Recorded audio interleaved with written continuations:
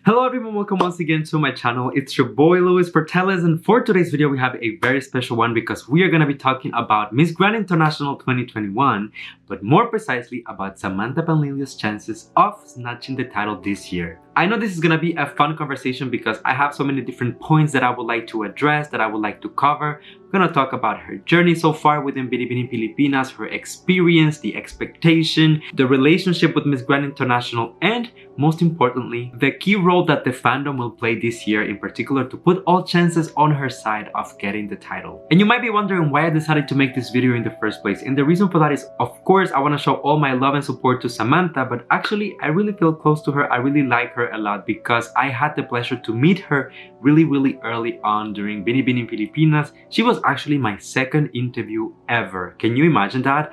You still can find that video here on my channel if you have not watched it yet. But at that point in time, it was Samantha's first ever pageant. She had no pageantry experience at all. And this was even before she got her title. So for me as a pageant fan, to have that experience, to see her grow from nothing to being where she is right now, is just such an incredible journey. And I wanted to take a moment to talk about all the effort that she has been putting into this, preparation. So I can only hope that you enjoyed this video. If you do, don't forget to leave a like so that it gets recommended to more people. Subscribe to the channel for more videos like this one almost every single day. And last but not least, let me know in the comment section what do you think about my opinions, my feedback, all of it. So express yourself, my friends. Without further ado, let's get into today's video. I really hope that you enjoy it.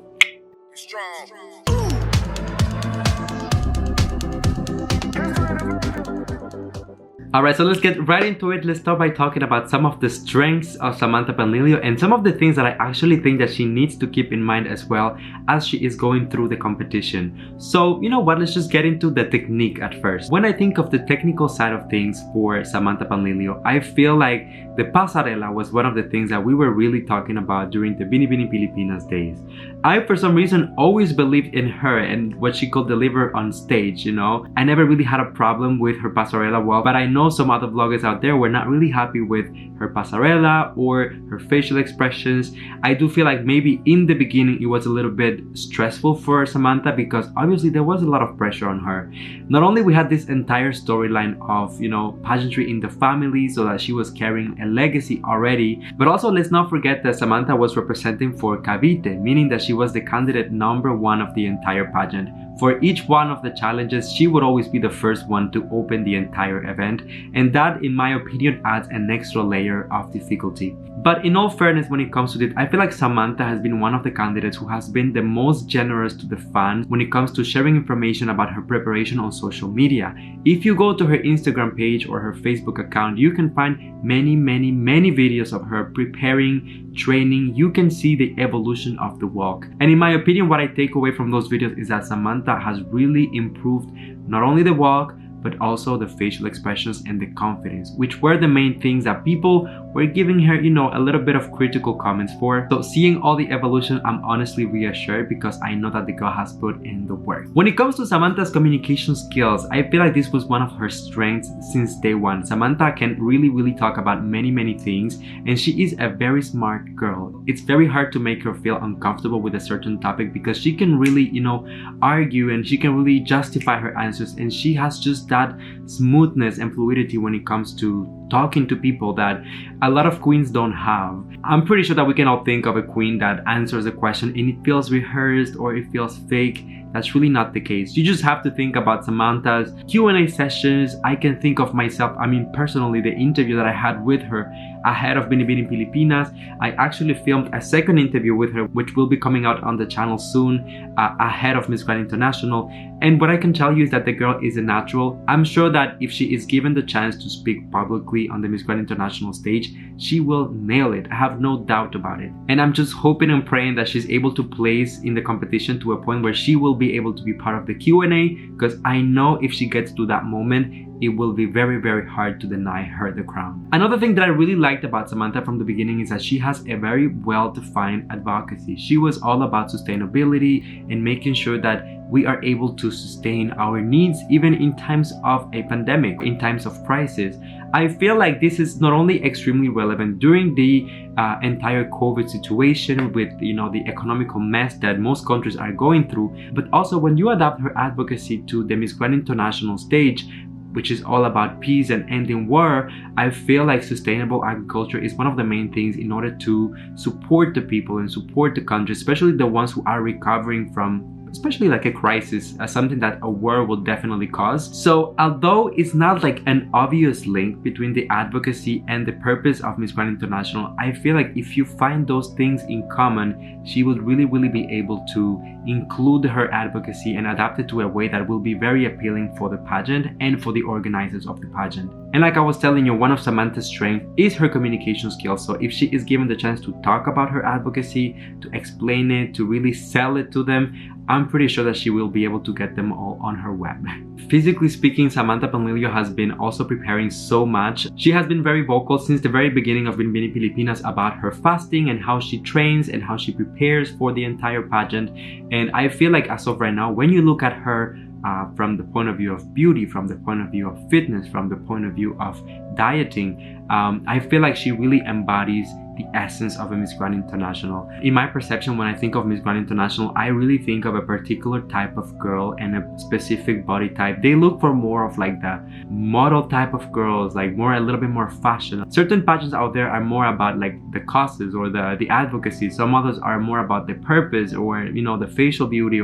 But I really feel like for Miss Grand International, you need to have two very clear things, and that is you gotta get the body right and you gotta get the advocacy right. So I feel like Samantha is really hitting those points, so I'm not stressed about her so far.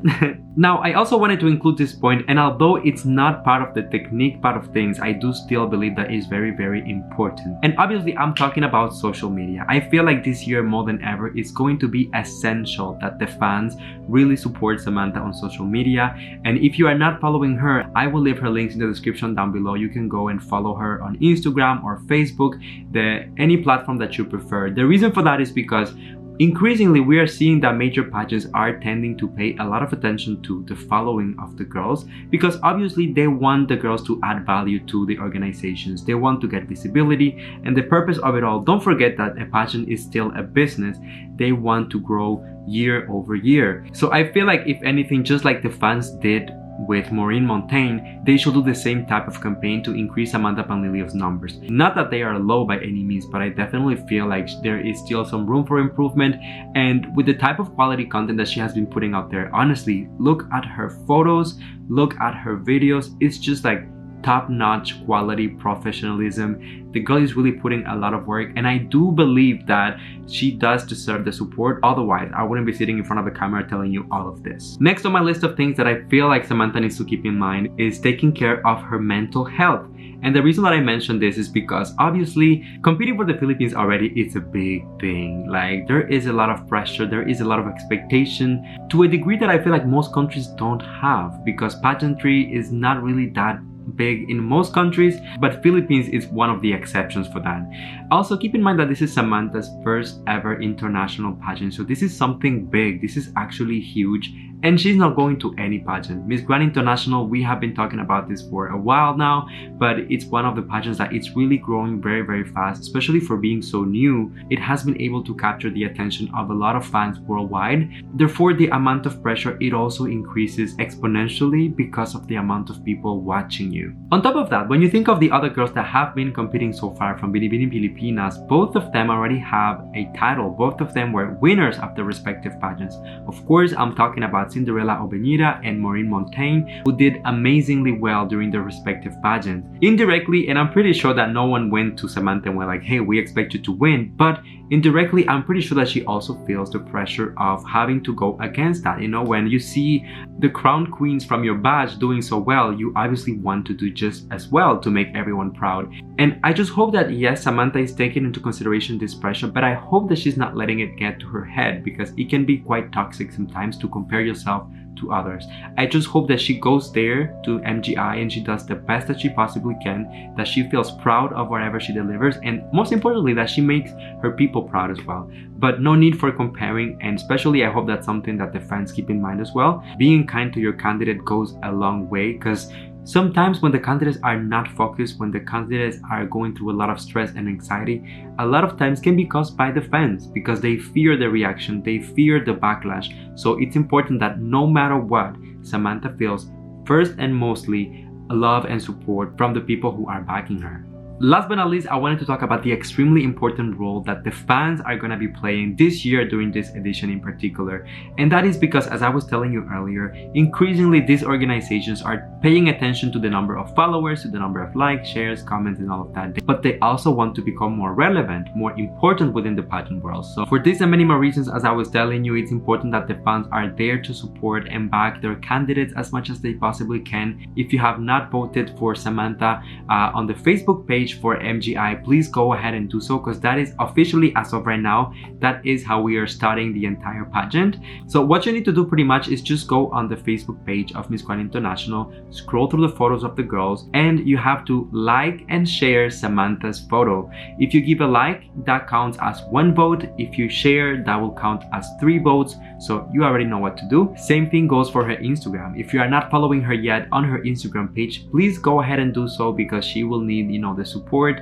And once again, it's all about giving a good first impression to the organization, especially with this kind of like history that there is between MGI and the Philippines, especially Nawad. I've heard like a few times that he likes to troll the Filipinos. I don't know what that is, but it's important that when you send a candidate, that you're sending someone that is so consistent that no matter what type of tensions there might be or what type of awkwardness, that they are so undeniable that the organization will not have a choice but to put those things aside. In conclusion, just to wrap things up, I feel like Samantha Panlilio is extremely focused on her performance during Miss Grand International. She has been preparing for months at this point, and she has been sharing her entire journey on her social media to make sure that we also see the effort. I know for a fact that this is a big challenge. As I was telling you, I do have an interview with her that I will be sharing here on my channel just a few days ahead of the beginning of her journey. It's important that we keep in mind that this year the fans really play a big role, not only for the voting, not only for how they support, but also how they behave. Take notes from what happened with Miss Supra, take notes from what was said at Miss Globe. I feel like the organizations are no longer willing to accept bullying or harassment. They are really gonna take steps to really eradicate those things. So whoever you are supporting, whoever you are rooting for, it's important that you do that, but you do not go against other candidates who have really nothing to do with the outcome of the competition, because at the end of the day, it's the judge's decision. And all I can tell you from my very personal perspective is that after talking to her, after watching so many videos of everything that she has been doing, I feel confident and I feel reassured about her performance. Will she win the title? I mean, only time will tell. Once again, it goes back to the judges, but I do believe that this girl has what it takes from everything that I've been able to experience firsthand. So we are sending nothing but love and support and positive vibes for you, Samantha. We are rooting for you, and no matter what happens, we are already so proud of you, and you are so celebrated and so loved. So just make sure that you go there, do your best, and have fun in the process. Alright, my friends, so there you have it for today's video. I really hope that you enjoyed it. If you did, don't forget to leave a like so that it gets recommended to more people. Subscribe to the channel for more videos like this one almost every single day. And last but not least, let me know in the comments if you agree with my comments and everything that I had to share today. If you're still watching up until this point, don't forget to go and like Samantha's photo on Facebook. Go and share her post on the Miss Grand International page as well. And last but not least, just come here and give me a hug, because that's a little tradition on the channel. You know that I love you, that I appreciate you. Thank you for coming and spending a few moments out of your day here with me. And until I see you next time, guys, stay safe, be kind to one another, sending you all my love, all my kisses, and I'll see you on the next one. Bye.